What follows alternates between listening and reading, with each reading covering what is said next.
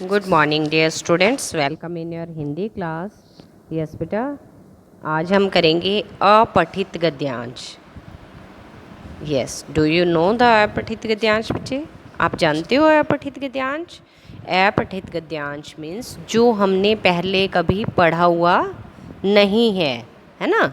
हम first time उसको reading कर रहे हैं, तो उसको हम क्या बोलेंगे? अपठित गद्यांश। जैसे आप करते हो ना बच्चे इंग्लिश में अनसीन पैसेज, ऐसे ही उसको हम हिंदी में बोलते हैं अपठित गद्यांश। Yes, let's start now. अपठित गद्यांश गद्य का वह खंड है जो पहले कभी पढ़ा नहीं होता आपने, है ना, रीडिंग नहीं की होती उसकी आपने। यस, उसमें अब आपने उसको करने से पहले क्या क्या ध्यान देने वाली बातें हैं वो मैं आपको बता रही हूँ। सबसे पहले क्या है बच्चे, अपठित गद्यांश को ध्यानपूर्वक पढ़ना है। उसको एक बार रीडिंग करने से आपको समझ में नहीं आता है ना, उसको 2-3 टाइम्स पहले उसको सिंपली रीडिंग करते जाओ। उसके बाद क्या है, जो उसमें मेन बातें हैं, मुख्य प्रमुख बातें हैं, उसको लिख लेना। लिख लो या अंडरलाइन कर लो वहीं पे, है ना। उसके बाद है उनके भाव या अर्थ को समझना। मीन्स जो राइटर है उन लाइंस के थ्रू आपको कहना क्या चाहता है, उसको भाव समझना है, उसका मीनिंग समझना है। ठीक है। नेक्स्ट इज गद्यांश में से ही उत्तर देने का प्रयास करना चाहिए। अब नीचे आपको क्वेश्चन आंसर दिए जाते हैं या उसका अपोजिट दिया जाता है या पर्यायवाची कोई दिया जाता है ना, तो आपको कोशिश करनी है कि उसी में से ही आपने उसके आंसर फाइंड आउट करने हैं। नेक्स्ट है अपनी ओर से कुछ भी बढ़ा चढ़ाकर उत्तर नहीं देना चाहिए।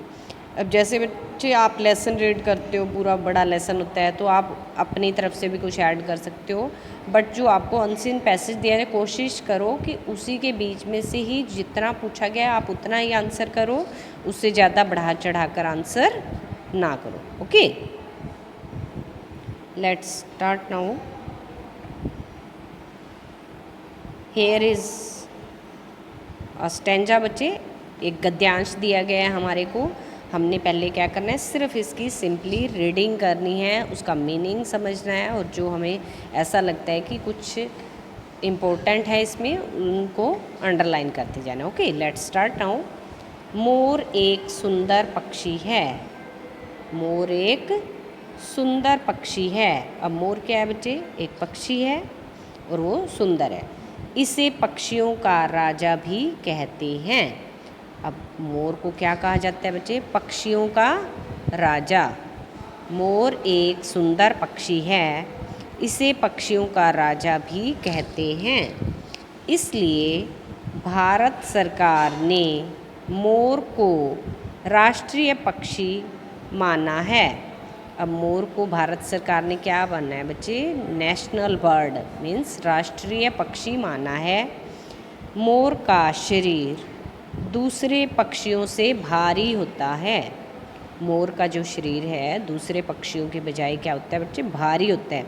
अब बाकी बच्चे आपने देखा होगा पक्षी जो हैं स्काई में फ्लाई करते हैं, उड़ते हैं, है ना, बहुत ऊंचे उड़ते हैं, बट मोर को आपने बहुत ऊंचा उड़ते हुए कभी नहीं देखा, बिकॉज जो उसकी बॉडी है वो हैवी है, उसका वेट ज़्यादा है, इसलिए वो ज़्यादा नहीं उड़ सकता, इसलिए वह आकाश में ऊंचा नहीं उड़ सकता।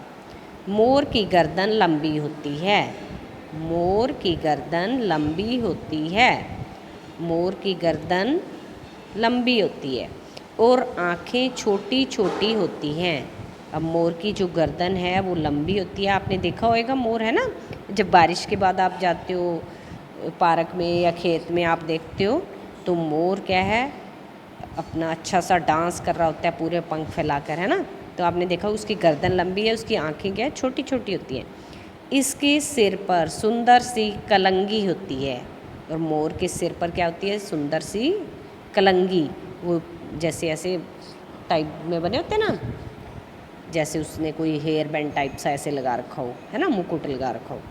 इसके पंखों पर आधे चांद के निशान होते हैं, और जो उसके पंख हैं, विंग्स हैं, उन पे क्या? आधे चांद के निशान होते हैं। लेकिन इसके पैर बहुत ही भद्दे होते हैं। मोर के जो पैर हैं वो क्या है, बहुत ही भद्दे होते हैं। मोर दाना और कीड़े मकोड़े खाता है।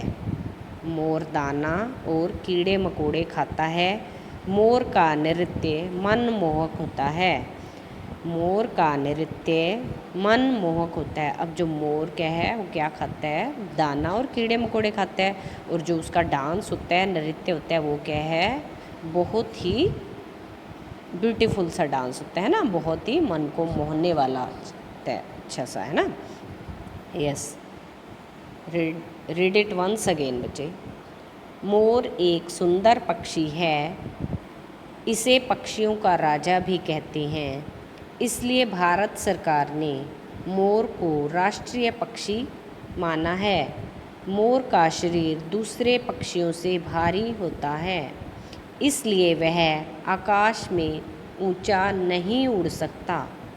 मोर की गर्दन लंबी होती है और आँखें छोटी छोटी होती हैं। इसके सिर पर सुंदर सी कलंगी होती है। इसके पंखों पर आधे चांद के निशान होते हैं, लेकिन इसके पैर बहुत ही भद्दे होते हैं। मोर दाना और कीड़े मकोड़े खाता है। मोर का नृत्य मनमोहक होता है। अब इसके बाद बच्चे हम क्वेश्चन आंसर करेंगे इसके। ओके, यस बेटा, now we will do the question answer of this गद्यांश बच्चे। यस, फर्स्ट इज, भारत सरकार ने किसे राष्ट्रीय पक्षी घोषित किया है। अब हमने ऊपर रीडिंग किया ना बेटा कि भारत सरकार ने मोर को राष्ट्रीय पक्षी माना है, तो क्या है, इसका आंसर आएगा मोर को। नेक्स्ट इज, मोर आकाश में ऊंचा क्यों नहीं उड़ सकता। अब मोर आकाश में ऊंचा क्यों नहीं उड़ सकता बच्चे, क्योंकि उसके जो शरीर का वजन है वो ज़्यादा है, तो वह ऊंचा नहीं उड़ सकता। अब आप लिख सकते हो शरीर भारी होने के कारण वह आकाश में नहीं उड़ सकता। ये देखो, पक्षियों से भारी होता है उसका शरीर। नेक्स्ट इज, मोर क्या क्या खाता है। अब लास्ट लाइन में आपने रीडिंग किया था, मोर क्या क्या खाता है बच्चे। मोर दाना और कीड़े मकोड़े खाता है।